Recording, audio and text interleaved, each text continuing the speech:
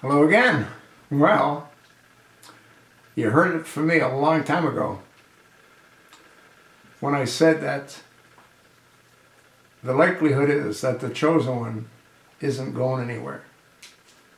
There's an interesting article on WorldNet Daily commentary. I'll attach the link. You definitely have to read this one. Who would oppose Obama's third term? The big question mark. And it talks about Rush Limbaugh having a conversation with one of his calling guests. And they go through a scenario to see if anyone would oppose the chosen one. Obama's pretty much shredded the Constitution. He's going after the Second Amendment. He's going after the First Amendment. I think he's going to go and ignore the 22nd Amendment. You know what the 22nd Amendment is? Well, what it is it allows only 2 four-year terms for a president.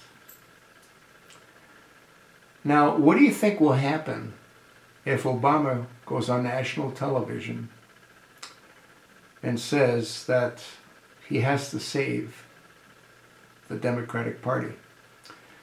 And in light of all what's happening with Hillary Rotten Clinton, who was the front runner, he's going to ask the Democrats in the United States if they feel comfortable in allowing her to represent the Democratic Party against whomever the Republicans select to run for the Oval Office. We already know, and Rush talks about this in this video, that the Speaker John Boehner is in the bag. He's given everything for Obama. We wouldn't be $18+ trillion in debt. He's agreed to fund the immigration, which he shouldn't have. Mitch McConnell went along with that insane scenario as well. We know that neither one of them will oppose or try to rein in Obama. Rush also talks about the Republicans said that they're not going to put impeachment on the table. Well, the reality is they can't because they won't get sufficient votes from the Democrats to impeach Obama, so it would just be a waste of time. What should be focused on is to arrest Obama because he was never eligible to hold office. That's what should be focused on, but that's a different story. So what do you think is going to happen if Obama once again goes on national television and he says the Democrats can't afford to turn this country over to the whacked out Republicans? And since they don't have a strong candidate, since Hillary's fallen out of grace with all of the numerous scandals, the Benghazi scandal, the emails, multiple email accounts, her having a server at home. What if he comes out and says the only viable candidate to maintain control of the country and not allow it to slide in his mind backwards would be for him to remain in office or to allow him to run again for a third term? The only thing that's stopping him from doing that is the 22nd Amendment. If you watched my videos last year, a year and a half ago, maybe 2 years ago, I talked about Resolution 15. Resolution 15 has been submitted a number of times to Congress. I believe it's in there now. And what that does is it eliminates the 22nd Amendment. But it hasn't passed. It was presented by a New York Democrat. It hasn't passed. But again, it's in for consideration. And that's why I said what I did 2.5 years ago.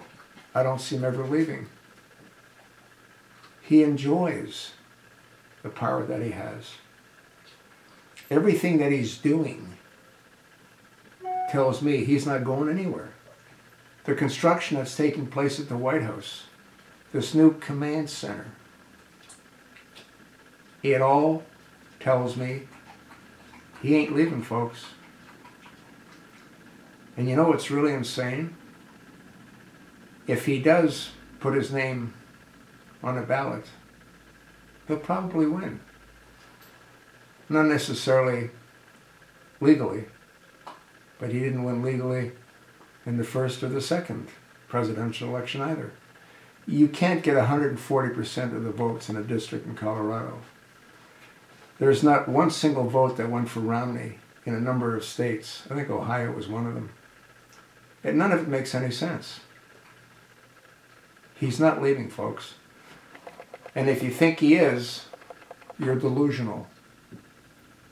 Read the article.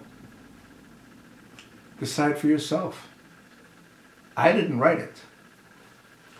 The article was on World Net Daily. And I believe Joseph Farah wrote this particular article.